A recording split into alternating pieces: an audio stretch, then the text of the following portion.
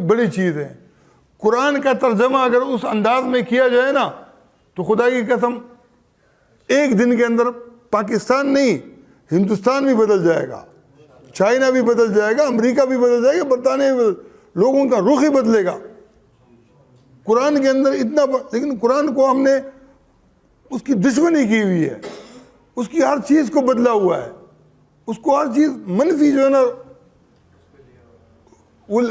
رجحان دیا ہوا ہے. ایک امام کہتا ہے کہ عدت میں نکاح قائم رہتا ہے, امام ابو حنیفہ. دوسرا کہتا ہے کہ قائم نہیں ہوتا رہتا. اب جو قائم نہیں رہتا ہے تو اس کو رجوع کرنے کے لیے باقاعدہ دوبارہ مذاکرات کی ضرورت پڑے گی نا.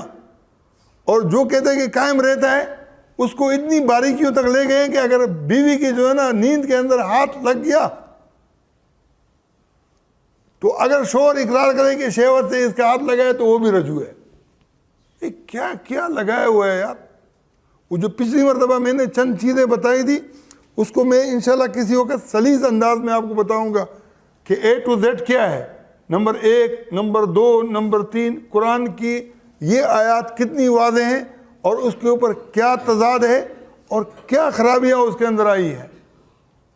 اور مجھے لگتا ہے خاموشی نیم رضامندی ہے. کیا ہے کہ یہ جو علماء خاموش ہے نا یہ نیم رضامندی والے ہیں. میں کسی کا دشمن نہیں ہوں. میرا ایک دوست شاہ وزیر جو وہاں کام کرتا ہے وہ بولتے کہ موجوں کی تو دکانیں تم نے خراب کر دی. میں نے کہا کہ یار اگر ہم 20 سال پہلے دیکھیں تو ہم بھی انہی جیسے تھے, جو جیسے وہ تھے ویسے ہم تھے. میں نے کہا کہ آج 10 سال کے بعد اگر ہم بدلے ہیں تو وہ بھی بدل جائیں گے.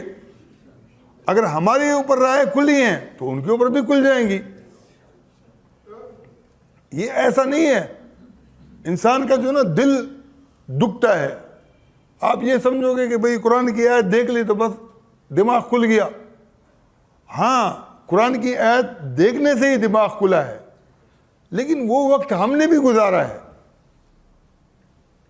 کبھی رنجولین کے کسی ساتھی کا وہ آیا کہ یار یہ حلالے کے بغیر ابھی طلاق دے دی. میں نے بولا کہ حلالہ تو لعنت ہے, میں بالکل بھی نہ فتویٰ دوں گا نہ میرا دل مانتا ہے.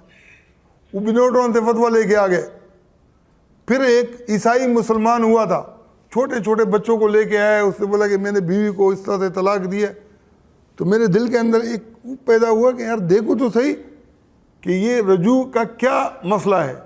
پوری کتابیں چھان ماری, مولانا فتح خان صاحب نے ساری کتابیں دی, ہماری پک اپ تھی, اس کا ڈالا اسے بھر گیا کتابوں سے, اور وہ میں دن رات اس کے اندر لگا ہوا تھا, لیکن کہیں پر جو ہے نا کوئی سراغ ہی نہیں ملا.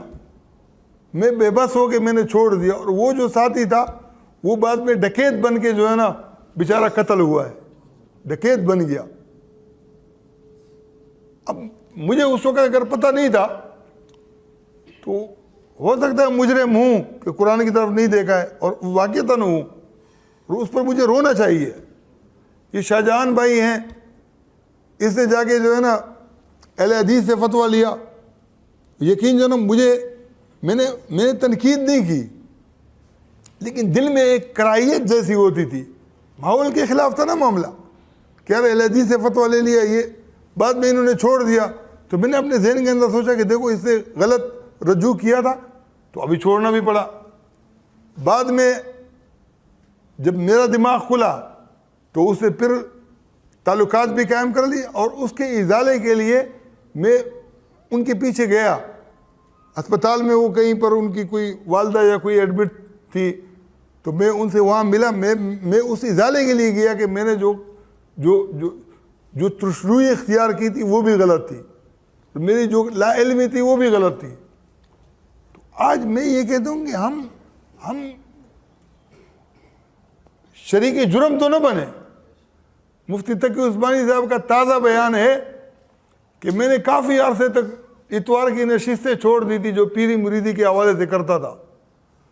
بولتے کہ وہ جو مضامین آ رہے تھے نا, نزول ہو رہا تھا, بولتے کہ وہ بند ہو گیا ہے.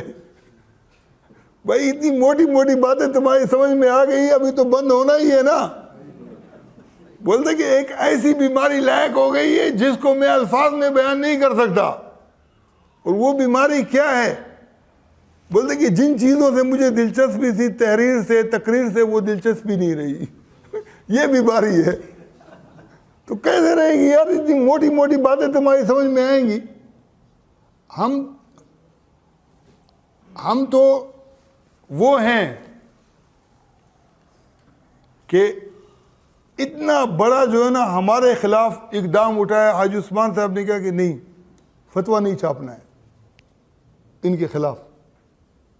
یقین جانا میں اپنے خرچے پر کسی جگہ سے قرض لے کے 4,000 روپے میں نے کہا کہ بڑے پیمانے پر چھاپ کے اشتہار، وہ آدھا اشتہار لکھا ہوا تھا. اس وقت کاتب لکھتے تھے. تو ہم جب آئے وہ کہ ہم نے تو آپ کے پیچھے صبح سے لے کر شام تک آدمی لگائے ہوئے تھے، آپ غائب کہاں تھے؟ ہم تو اشتہار کے لیے حاجی صاحب سے میں نے اجازت لی تھی. حاجی صاحب کو پھر دوبارہ وہ ہوا کہ نہیں چھپوانا ہے. تو پھر وہ آدھا اشتہار ابھی بھی خانقاہ میں پڑا ہوا ہوگا. وہ آدھی لکھائی ہوئی تھی اور آدھا ہم اٹھا کے لے آئے. لیکن جب ہم نے وہ نہیں چھاپا نا، یہ مافیا مانگ رہے تھے. ایک MNA تھے سوات سے، صدیقی صاحب، یہاں پہلے ناظم آباد کے اندر ان کا مدرسہ تھا. اس کے پاؤں پکڑے انہوں نے کہ خدا کے لیے جو نا اس سے ہماری جان چھڑاؤ. مولانا فضل الرحمان نے مجھے کہا کہ دمبے کو آپ نے لٹایا ہے، چرا بھی آپ کے ہاتھ میں، اس کو ذبح کرو، اگر ٹانگیں ہلائیں گے تو ہم پکڑیں گے. میں نے کہا کہ میں اکیلا نہیں کروں گا، آپ ساتھ دو گے تو ہم چھاپیں گے. تو وہ دوسرے مولوی اس کو منع کر رہے تھے. وہ کہہ رہے تھے کہ یار آپ چھاپ دو نا. لیکن حاجی عثمان صاحب نے منع کیا. اب منع کرنے کے بعد ان کو انسانیت ہونی چاہیے کہ نہیں ہونی چاہیے؟ اس منع کرنے کے بعد کمبختوں نے پھر کیا کیا؟ ایک شخص نے کہا، وہ فتویٰ آج بھی موجود ہے، کہ حاجی عثمان صاحب کے جو 3 سال کے جو ان کے گھرانوں کے بچے ہیں نا، وہ بھی شریعت کے پابند ہیں. نماز، روزہ، حج اور غمی شادی ہر چیز میں لوگوں سے الگ تلگ ہیں. اتنے عمل والے ہیں. بنور ٹاؤن میں فتویٰ دیا کہ جو ان کی طرف باتیں منسوب کی جاتی ہیں وہ اگر ان میں نہیں ہے تو فتویٰ بھی نہیں لگتا ہے ان پر. مفتی تقی عثمانی سے پوچھا تھا، رفیع عثمانی اور ان سے، کہ منعقد ہو جائے گا کہ نہیں؟ اس نے بولا کہ منعقد بالکل ہو جائے گا. مفتی رشید کے ہاں سے فتویٰ نکلا کہ نکاح جائز نہیں ہے. اب تینوں میں تضاد آیا. پھر ایک قلم سے لکھا. وہ قلم کے اندر کیا لکھا کہ حاجی عثمان صاحب پر یہ فتوے لگے، اس نکاح کا انجام کیا ہوگا؟ عمر بھر کی حرام کاری اور اولاد الزنا. اس پر بنور ٹاؤن کے وہ مجذوب مفتی نے بھی دستخط کر دیے، دوسروں نے نہیں کیے. تو میں نے حاجی صاحب کو کہا، میں نے کہا اب تو مجھے اجازت دے دیں کہ میں ان کی خبر لوں. حضرت نے کہا کہ چلو آپ کو اجازت ہے.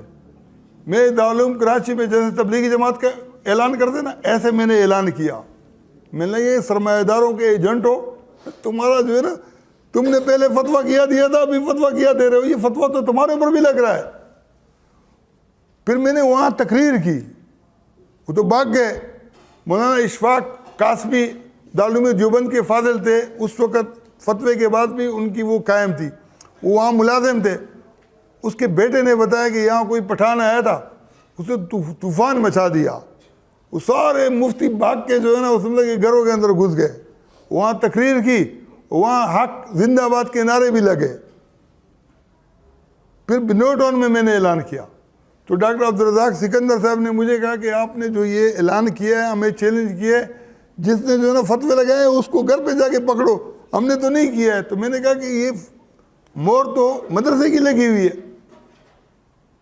حالانکہ اگر ایک حلقے کے لوگ ہوتے ہیں، اگر ہندو ہوں، سکھ ہوں، عیسائی ہوں، ان کا بھی آپس میں نکاح جائز ہے. یہ ہمارے اپنے آپس کے نکاح کو بھی ایک طرف بھی عقیدت مند، دوسری طرف بھی عقیدت مند. مفتی طارق مسعود آج محمد علی مرزا کے بارے میں، انجینئر کے بارے میں کہتے ہیں کہ یہ گستاخ ہے.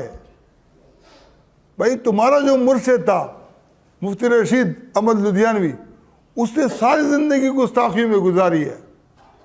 مولانا فضل محمد صاحب ہمارے حضرت کے خلیفہ بھی تھے، میرے استاد بھی تھے، انہوں نے کہا کہ یہ مفتی رشید پر جو آپ نے فتویٰ لیا ہے نا، حدیث میں آتا ہے کہ جس نے میرے ولی کے ساتھ کو اذیت دی اس کا میرے ساتھ اعلان جنگ ہے۔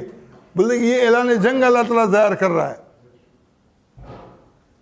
مولانا فضل محمد، اور انہوں نے کہا کہ یہ مولانا یوسف بنوری کو اور یہ بڑے بڑے علماء کو اس نے بہت ستایا ہے، ابھی خدا نے تمہارے ہاتھ میں اس کو دے دیا ہے، یہ عذاب ہے ان کے اوپر، یہ اعلان جنگ ہے اللہ کا۔ میں نے تحریری طور پر لکھا کہ آپ کو میں چیلنج کرتا ہوں، جہاں آپ ورزش کے لیے جاتے ہو وہاں میں آپ سے بات کروں گا، آپ کی لکھی ہوئی، اور میں نے ان سے فون پر باتیں کی تھی، ساتھیوں سے بھی کروائی تھی، وہ ٹیپ میں موجود تھی۔ آپ کے آواز سے میں آپ کو غلط ثابت کروں گا، آپ کے تحریر سے آپ کی۔ تو اس نے چیلنج قبول کرنے کے بجائے وہ اعجاز صدیقی اور عبید اللہ ان لوگوں کو پکڑ کے خوب پٹوایا۔ بات سمجھ میں آ رہی ہے؟ ایسا نہیں ہے کہ ہم یہ جو لوگ چھپے ہوئے ہیں نا، جو لوگ بات نہیں کر سکتے ہیں، جو لوگ آتے نہیں ہیں، اس کے پیچھے ایک پورا کریکٹر ہے، پورے معاملات ہیں۔ ورنہ کوئی ضیاء الحق جیسے آدمی کو بھی انہوں نے جو اس کی بہو جس کی جو نا قادیانی تھی نا، قادیانی کے خلاف سخت آرڈیننس انہوں نے نافذ کروا دیا ضیاء الحق جیسے ڈکٹیٹر کو۔ لیکن ہم نہتے،